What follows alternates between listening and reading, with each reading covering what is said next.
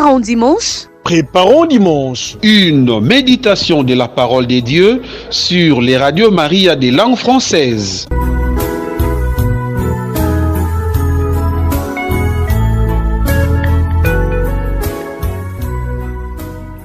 Chères auditrices, chers auditeurs et internautes de Radio Maria, bonjour. Bienvenue dans cette émission Préparons dimanche. Devant ce micro, Adeodatus Muhigi, directeur éditorial de Radio Maria RDC Goma. Et maintenant, écoutons les lectures de ce dimanche de la solennité du Saint-Sacrement de l'année liturgique B.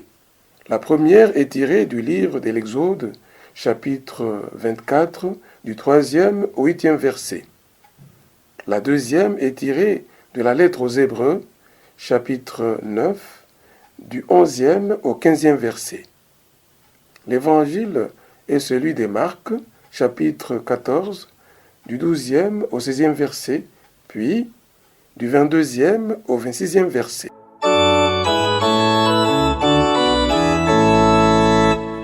Première lecture.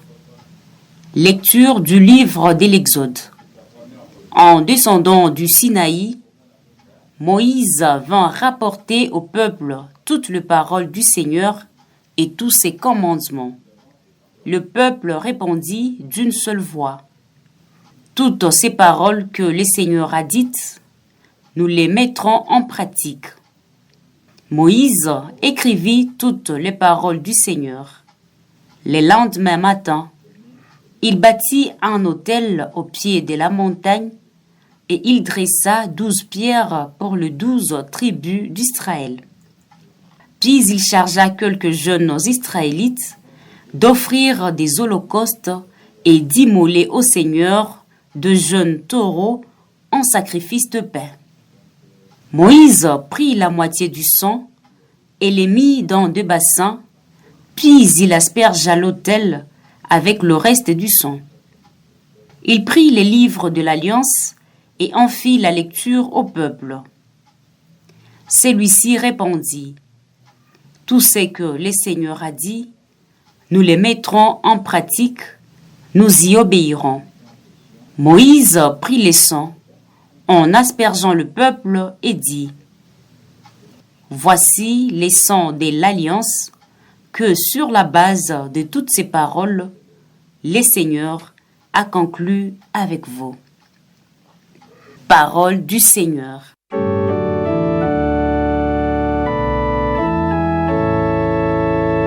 J'élèverai la coupe du salut, j'invoquerai le nom du Seigneur.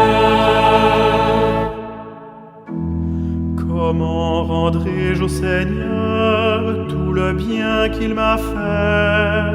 J'élèverai la coupe du salut, j'invoquerai le nom du Seigneur.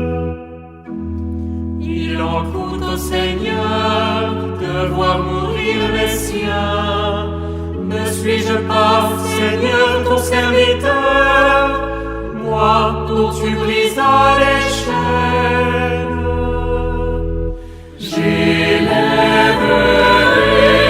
la coupe du salut, j'invoquerai le nom du Seigneur.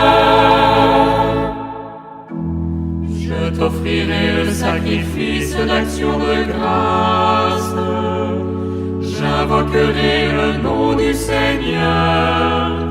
Je tiendrai mes promesses au Seigneur, oui, devant tout son peuple. J'élèverai la coupe du salut, j'invoquerai le nom du Seigneur. Deuxième lecture. Lecture de la lettre aux Hébreux. Le Christ est le grand prêtre du bonheur qui vient. Le temple de son corps est plus grand et plus parfait que celui de l'ancienne alliance. Il n'a pas été construit par l'homme, et n'appartient donc pas à ce monde. C'est par ces temples qu'il est entré une fois pour toutes dans le sanctuaire du ciel, en répandant non pas le sang des animaux, mais son propre sang. Il a obtenu ainsi une libération définitive. S'il est vrai qu'une simple aspersion avec du sang d'animal ou avec de l'eau sacrée rendait à ceux qui s'étaient souillés une pureté extérieure pour qu'ils puissent célébrer les cultes, le sang du Christ lui fait du bien davantage. Poussé par l'Esprit éternel, Jésus s'est offert lui-même à Dieu comme une victime sans tache, et son sang purifiera notre conscience des actes qui mènent à la mort pour que nous puissions célébrer le culte du Dieu vivant. Voilà pourquoi il est le médiateur d'une alliance nouvelle, puisqu'il est mort pour le rachat des fautes commises sous l'ancienne alliance. Ceux qui sont appelés peuvent recevoir l'héritage éternel déjà promis. Parole du Seigneur.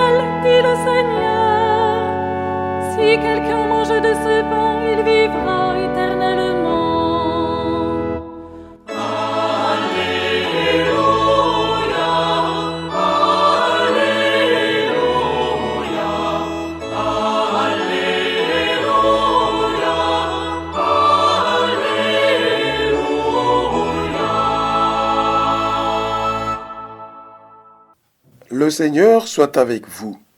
Évangile de Jésus-Christ selon saint Marc. Le premier jour de la fête de pain sans levain, où l'on immolait l'agneau pascal, les disciples de Jésus lui disent : ou veux-tu que nous allions faire des préparatifs pour ton repas pascal? Il envoie 2 disciples. Allez à la ville, vous y rencontrerez un homme portant une cruche d'eau. Suivez-le. Et là où il entrera, dites au propriétaire, le maître te fait dire où est la salle où je pourrai manger la Pâque avec mes disciples. Il vous montrera à l'étage une grande pièce toute faite pour un repas. Faites-y pour nous les préparatifs. Les disciples partirent, allèrent en ville. Tout se passa comme Jésus leur avait dit. Ils préparèrent la Pâque.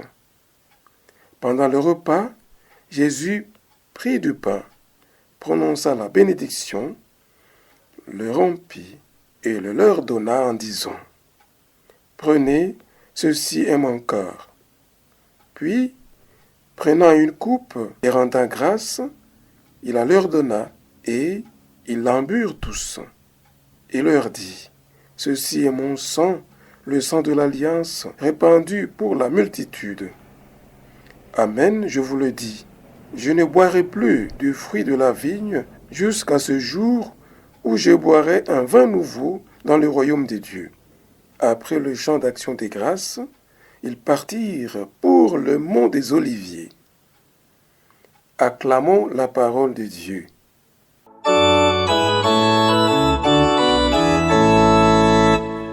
Bien-aimés de Dieu, l'évangile que l'Église nous propose en ce jour où nous célébrons la solennité du Saint-Sacrement est centré sur le dernier repas de Jésus avec ses disciples. En fait, avant de mourir, il les rassemble autour d'une table pour un repas. Il leur dit « Faites ceci en mémoire de moi ». Ainsi, il veut que l'on se souvienne de lui autour d'une table où l'on mange, bien sûr, mais où l'on parle aussi, où l'on échange, où l'on crée des liens de tendresse, d'amour et de partage. Mais ici, il y a plus qu'un souvenir. Jésus nous dit que lorsqu'on s'est réunis ensemble dans le repas eucharistique, son corps et son sang sont réellement présents. Ceci est mon corps et ceci est mon sang. Et alors, Jésus est vraiment là présent dans sa mission de sauveur, dans son amour pour nous, avec toute sa personne coordonnée et sans verser. Il accomplit ainsi ce qui, dans la première lecture, était annoncé par Moïse qui purifiait le peuple par le sang des taureaux. Nous référons ici au livre de l'Exode, chapitre 24, verset 8. Jésus est lui-même le sang de l'alliance nouvelle conclue entre Dieu et toute l'humanité, et non plus seulement entre Dieu et le peuple d'Israël. Il sauve toute l'humanité. En effet, prendre le pain, dire la bénédiction, le rompre et le partager, ces 4 gestes sont devenus des gestes eucharistiques par excellence, comme le montrent, par exemple, les différents récits de la multiplication des pains. Retenons que Jésus accomplit les 4 gestes du père de famille juive au début d'un repas de fête. Il prit du pain, prononça la bénédiction, le rompit, le leur donna. Mais ce soir-là, il y ajoute des paroles surprenantes. Ceci est mon corps. Ce qui se dirait aujourd'hui, ceci, ce pain brisé, c'est moi. Jésus envisage ici le meurtre qu'il subira. Sa vie sera brisée. Le dernier repas couronne la longue intimité de Jésus avec ses amis. Par le geste de prendre ce morceau de pain et de le manger, les chrétiens signifient qu'ils veulent participer à la vie de Jésus. Saint Paul écrit d'ailleurs « Vous êtes le corps du Christ », ce qui veut dire que les chrétiens sont le Christ vivant. Or, la vie de Jésus était essentiellement une vie d'amour pour les pécheurs, les blessés de la vie, les derniers. Elle était aussi une vie de lutte contre les autorités religieuses qui méprisaient les petits, les considérant comme des impurs. Pour la coupe, Le texte continue. Puis, prenant une coupe et rendant grâce, Jésus la leur donna et ils en burent tous. À nouveau, Jésus reprend les gestes du père de famille juive pendant un repas de fête. Mais ici encore se passe quelque chose de nouveau. Au geste du père de famille, Jésus ajoute « Ceci est mon sang, le sang de l'alliance répandu pour la multitude. » Manger le pain, partager et boire le vin sont des gestes qui nous engagent tout entier à continuer l'œuvre de Jésus. À côté des gestes, il y a les paroles prononcées par Jésus. Lorsque celui-ci présentait le pain et la coupe à ses disciples, il se donnait corps et sang pour les multitudes. Le langage utilisé est notamment sacrificiel. Non seulement la chair et le sang renvoient aux deux parties du corps des animaux offerts en sacrifice, mais ces deux termes sont liés dans le langage cultuel. Le mot corps, qui désigne l'ensemble de l'individu, sa personne, ne doit donc pas s'entendre indépendamment du mot sang prononcé sur la coupe. Les deux vocables sont rigoureusement parallèles et chacun traduit l'humanité plénière de Jésus et par conséquent la plénitude du don messianique. Lors du repas eucharistique, Jésus accomplit une nouvelle alliance qui confirmait et actualisait celle du désert. Cette alliance scellée non plus dans le sang des boucs et des taureaux, mais avec le propre sang du Christ, a une valeur rédemptrice que met bien en évidence le récit des pèlerins d'Emmaüs. Nous référons ici à l'évangile selon saint Luc au chapitre 24, du 13e au 35e verset. Jésus prit du pain, prononça la bénédiction, les rompit et le leur donna. Il s'agissait bien d'une Eucharistie, mais elle était célébrée avec deux hommes dont le comportement trahissait le désarroi de la communauté apostolique. Ainsi, les disciples de Jésus avaient pu le renier. Celui-ci n'en partageait pas moins sa table avec eux après la résurrection. Ni la passion, ni l'abandon des disciples n'avaient pu rompre l'alliance nouvelle et définitive. Le sang versé l'est pour la multitude. L'expression renvoie au célèbre chapitre 54 et 53 d'Isaïe, où le serviteur tel un agneau traîné à l'abattoir endure la persécution et la mort pour les nombreux. Une question se pose. Qui sont ces multitudes dans la pensée de Jésus? Le cadre dans lequel s'est déroulée la dernière scène permet de les comprendre. Il y a là Jésus et les 12 qui représentent plus qu'eux-mêmes. Les 12 qui abandonneront bientôt Jésus sont des pauvres, des pécheurs, au même titre que tous les pécheurs publics qu'il a rencontrés durant sa vie. Les 12 sont les délégués des pauvres au banquet messianique.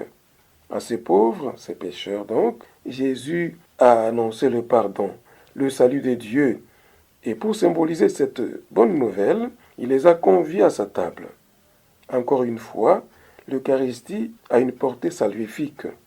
En consommant la chair et le sang du Christ, les disciples ont fait leur le don sacrificiel de Jésus et se sont appropriés ses effets rédempteurs.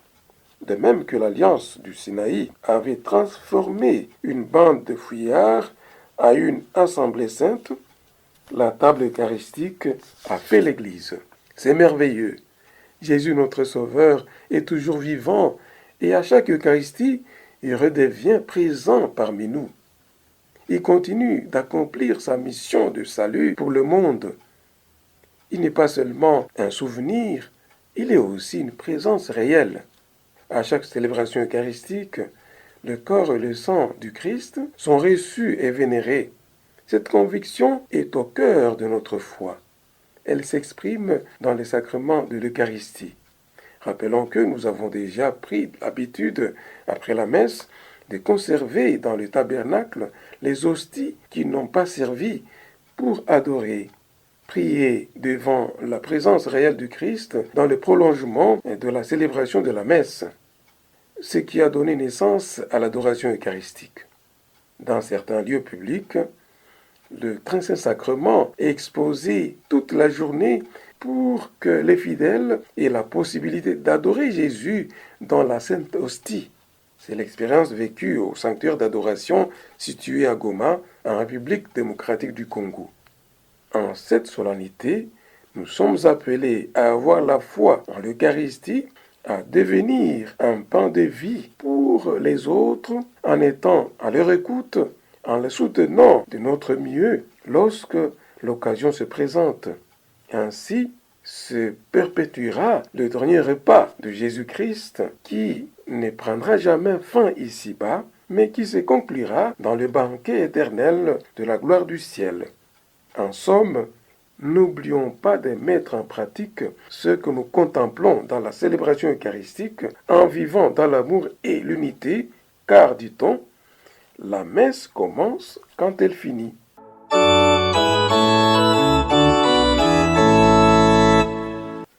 Prions le Seigneur.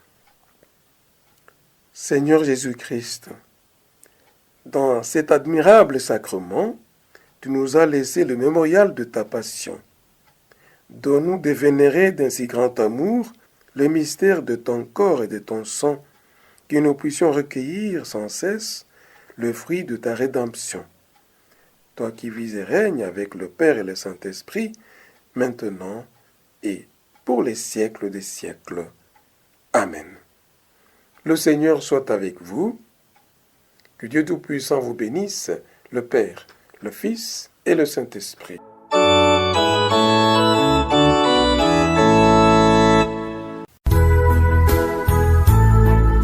C'était Préparons dimanche. Une méditation de la parole de Dieu sur les radios Maria des langues françaises. prochain rendez-vous samedi à la même heure sur la même fréquence.